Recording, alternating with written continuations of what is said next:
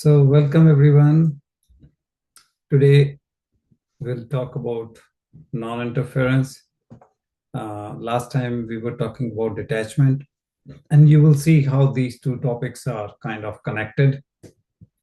They are linked, and linked in the sense that, on daily basis, you may feel that these topics are connected in our life. So, we talked about attachment, and in that, we talked about that how a general feeling. Normally people think that, okay, I love someone, whether it's my within the family, means family members, my neighbors, my colleagues, my friends. Because I love someone, I must solve all their problems, and that's bring attachment in our life, because we genuinely want to make their life better, and we think we can do that. In this process, we are losing our own. In this process, we don't work on our own soul plan, because we are working on someone else's. And then you lose both sides. So when we talk about detachment, it seems kind of against the nature that, oh, I love someone. How can I not be attached to the person? How can I not be solving his or her problem? But once you understand the topic, then it becomes clear that this attachment, what our ego puts it to us, is actually not attachment, but quite the opposite. So let's look from another perspective when we say interference. So when we talk about non-interference, let's start by looking at what is interference. Because if you want to go away from, then at least we should know what that is. So many times you may have seen, in family, some parties, or even colleagues, gossiping sessions and whatnot, people give unsolicited advice. Nobody asked, but, and those people that, okay, here we come, this person does this person does that, because, it's their habit or it's their nature. Not necessarily any ill intention, but it's just their behavior, or is their pattern, is their uh, thinking that has formed, that yes, I must help everyone. So they are trying to control, or they may end up, even if it is not their intention, or they're trying to influence somebody's decision. And if not, then we may end up in judging people or criticizing their personal choices. Being judgmental in itself is a big issue, not for others, for ourselves. Of course, others will not like it, they will run away from you. However, it's worse for our own spiritual journey. We are interfering in their personal matter.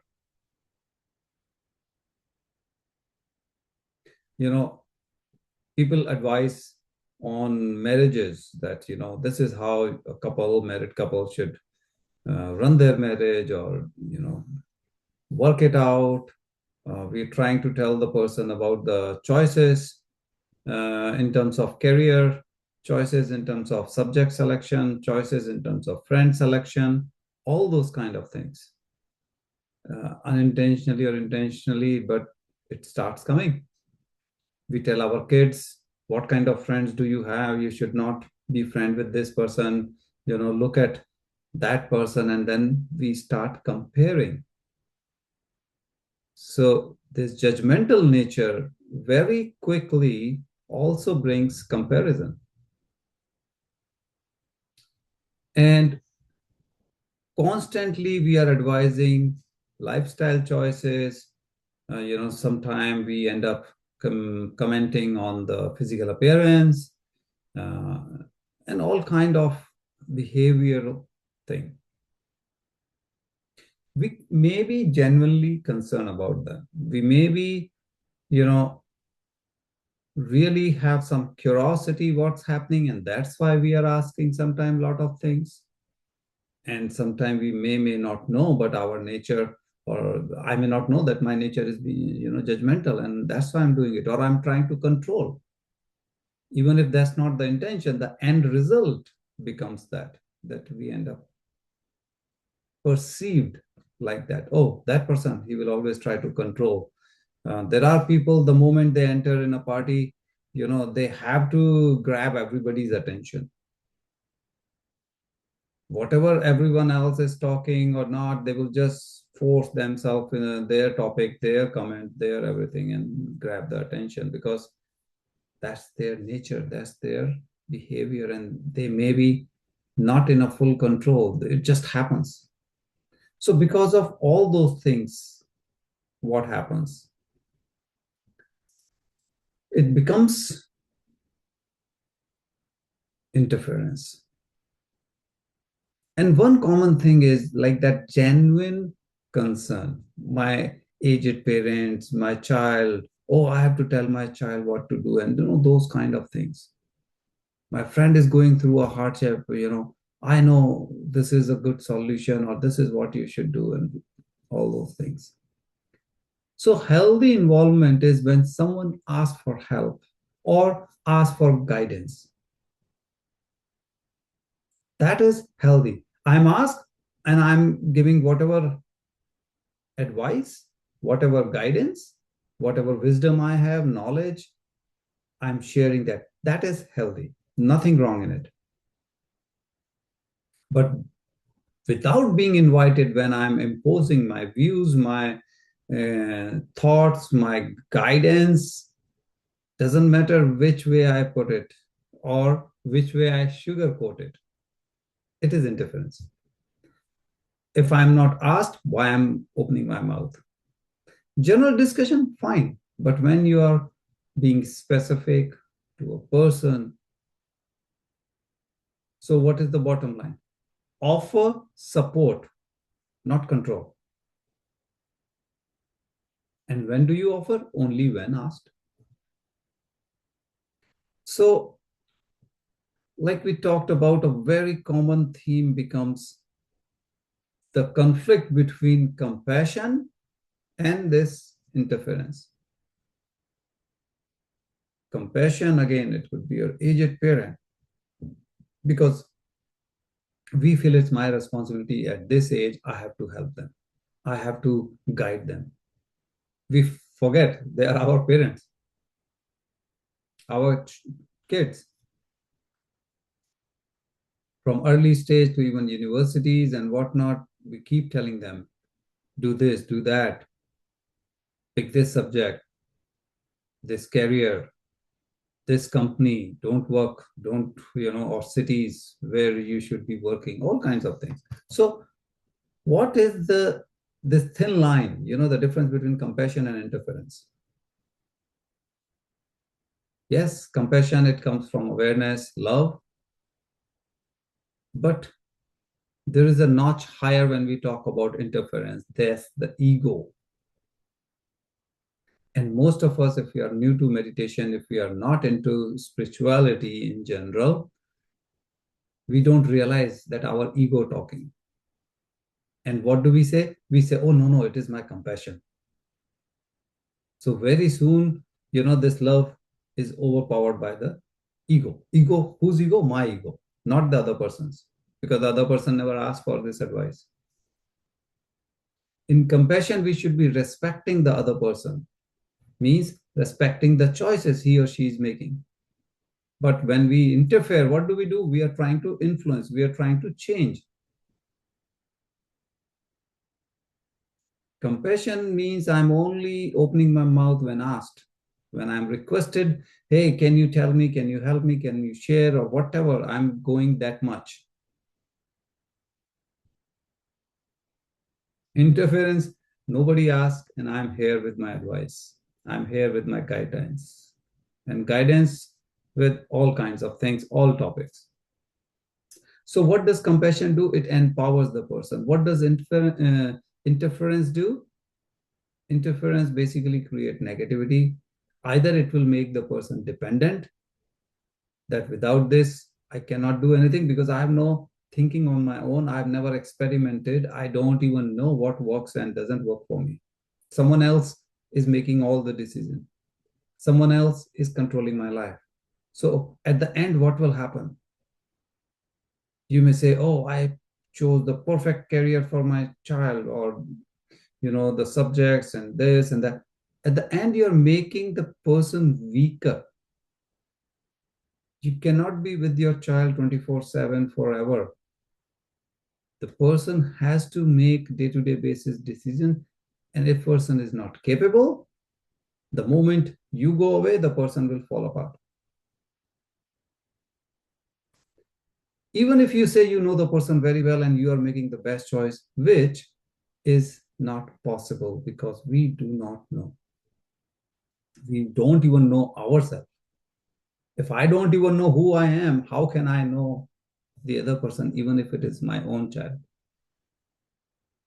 So this is a thin line. This is where we have to be careful. How do you become careful? We'll talk about this. This is, of course, meditation. We keep bringing and we keep talking about it. Again, in this topic, meditation helps you to switch from interference to compassion.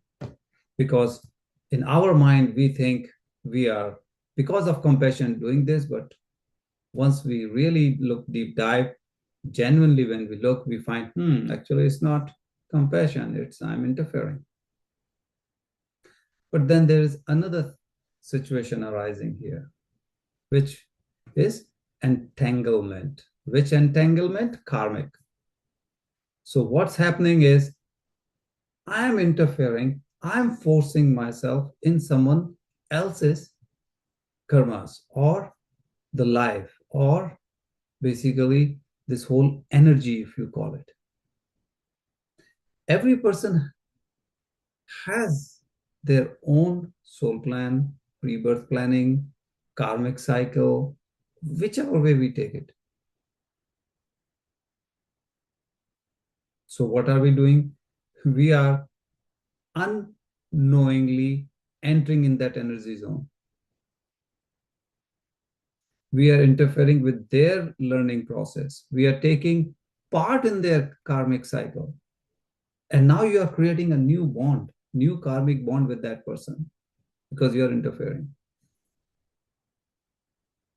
This is where you start getting the harm, the negativity of their karmic cycle.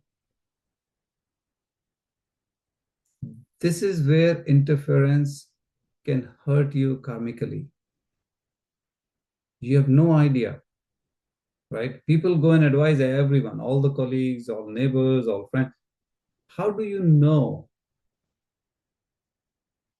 So many people's individual path, individual at this moment where they are in their journey, their karmic cycle, when we don't even know our own.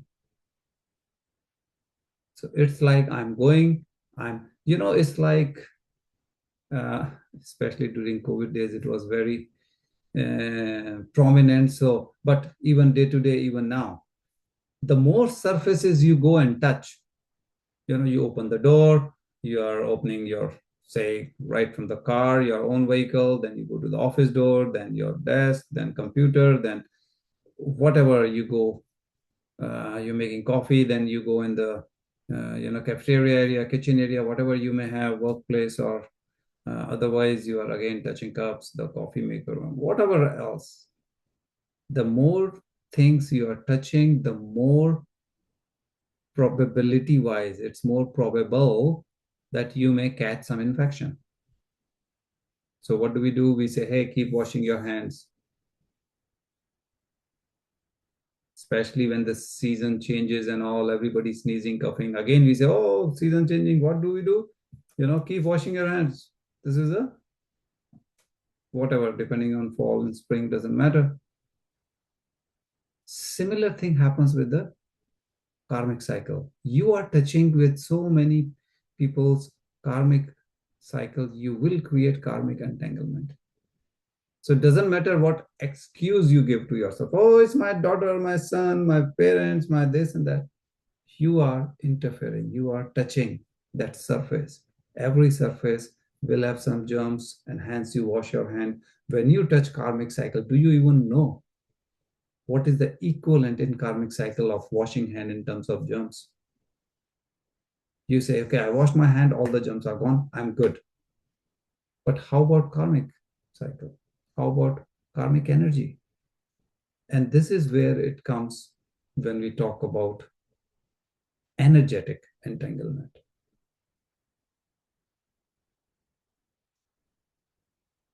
We fall sick sometime because of many, many reasons, but energy is a common element. You are weak, your immune system is weak, and here your mental energy, emotional energy, physical energy, all those things are involved in this entanglement. Now, you may say, okay, I'm not advising, but I'm constantly thinking about that person's problem. And you may say, I haven't talked to the person. I didn't say anything to my parents. I know they're in different city, they're aged, they don't listen to me. I suggested them do this, whatever that is. But okay, I understood interference. I haven't talked to them for a week. I only talk to them once a week. Well, but you constantly think about them. So entanglement or interference is not only when you are talking. If you are thinking about a person 24/7 or more frequently, not that whole day, why? Because you are concerned about them. You're trying to fix their life. Well, whether you like it or not, you will carry the energy of their emotional pain. Can't help it. You will feel responsible for their outcome. You will get entangled. You will be a part of that negativity over the time, weeks, months, constant, depends. If you started something new, mean thinking about a person, concerned about a person, your energy system, what we call prana, doesn't matter, Chinese call it ki, ka in Egyptian and chi in Chinese. Not only is impacting their own life, it will impact you as well, your life as well. Why? Your mental, emotional, physical energy is now getting impacted by their energy. And imagine if you are advising tens and hundreds of people every week, how much interference, how much that negative energy you are bringing in. And if you are not even aware, well, then you wonder where I'm losing my energy. And those who are non-meditators, they're not even recharging the battery. So you can only imagine how much they get impacted. So where meditation comes, in this topic. So what happens when you are into meditation? The awareness increases. Like we say, when you're breathing anapanasati meditation, you are trying to create a gap, right? As you are meditating, you are just observing your breath. There is a gap increasing between you can say your energy, yourself, and your body and the mind. You're creating kind of a gap, means you can be in a thoughtlessness state. So meditation brings this awareness about what's happening.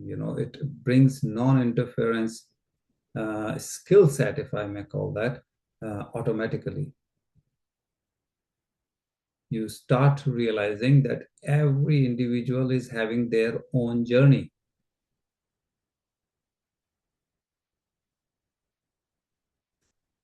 You don't have to disturb their energy enhance your energy, because interference means without being asked. So when you are advising them without being asked, not only you are disturbing, and hence by disturbing, you invited that energy in your life. So what it will do eventually, it will disturb your inner peace. Then people say, oh, I cannot sleep. I'm always thinking about my child, and gone to the university, or my aged parent, or my work, or my neighbor, or. It goes on. List is huge. So ultimately, it will disturb your inner peace. Ultimately, it will disturb your complete energetic system. That's where entanglement comes. But when you do meditation, when you are into spirituality, your sadhana will bring more and more clarity. And this clarity will help you in keeping the distance, advise only when asked. So you are participating in their well being, but only when asked. And that's what the whole point is. So you should be being available, but you are not causing any disruption. You are not annoying anyone, because you don't speak uninvited. So you will be always welcome. Otherwise, the moment you walk in, people say, oh my God, here he comes, and he will start all over again. So ask internally, am I helping this person because it is needed, means it is asked, or I am doing because I'm uncomfortable watching this person in this situation? Often it is the second one, the later. Because I'm uncomfortable watching this person in this situation. I think this person is suffering, and I think I can help him, and I think I have all the answers, and hence I'm helping. But I'm helping who? The other person or myself? In this case, myself. Without request, I'm trying to fix the problem. Why? Because I cannot see the person in this pain. So whose problem is it? My problem. So whom I'm trying to help? Myself. But what do I think, or what's my ego making me believe that I'm helping the other person? So I should do more of it. And that's what happened. And that's why people keep interfering. So why non-interference? As we talked, uh, we should not be interfering, and we should not allow others to interfere in our life. We are not interfering, we are helping ourselves. We don't let others interfere in our life, we are helping them actually. They may feel bad, oh, you don't listen to me, but actually I'm helping you. Don't get entangled. You may know more than me because of the age, but that doesn't mean that's biological age. You don't know your own soul plan. Forget about my soul plan. So your advice can actually hurt me. For example, I, as a person, may be going through a part of my soul plan, which is all about experience the lack. So what will happen? Experience the lack means whatever, lack of relationship, lack of money, lack of health. So if it is, say, lack of wealth, right? Someone sees, whether my friend, my parents, my sibling, oh, he doesn't have money. Let me give him this, large sum of money. It will solve all his problems. That person doesn't know you are actually interfering in my soul plan. You are causing me trouble by giving me money. Just the opposite of what the other person thought. And I will lose that money because I'm in a phase where I have to experience lack. And now the other person will be more mad at me that you're a loser. I gave you so much and you lost that also. So what is the point? It doesn't help. Get into meditation, understand the process, and then yes, it is practically possible. So most of the people, they may have heard about the term, but they don't know how to decode. What is the purpose of life? What is my pre-birth planning? What is my soul plan? If I know, then I should also know, or I should also accept, or I should also be respectful that if I have a soul plan, others have too. Then why should I interfere? And this wisdom only comes once you are into meditation and on this path. Otherwise, it's very difficult.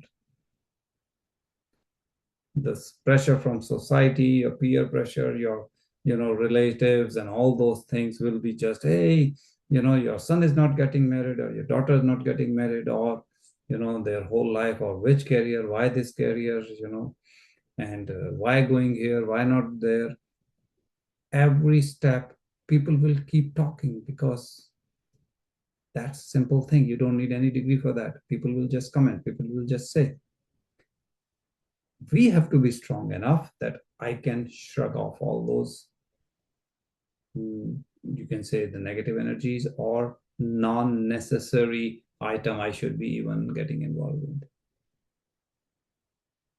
Doesn't matter what trend, doesn't matter what the society norms are.